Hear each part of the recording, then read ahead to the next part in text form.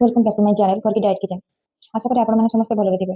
आज आम प्रस्तुत करवा गोटे इंस्टेंट सलाड जोटा कि घरे होममेड मेनली होममेड बजार आनी किसी खावा पे आम घर बन जहाँ भी किसी हल्का खावा देव बहुत भल हेल्दी भी।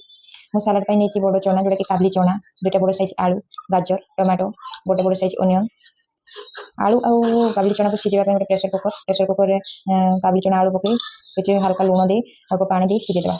2 ରୁ 3टा सीटी मारदेला प्रेसर कुकर आलू आउ काबली चना सीझी एबे मु नैतिबा सलाड पे सब जिनस जोटा कि आलू, काकुडी, टमाटो, अनियन तो भल भाबरे काटी नेछि। आउ गार्निश पे मु लेंबू नेछि।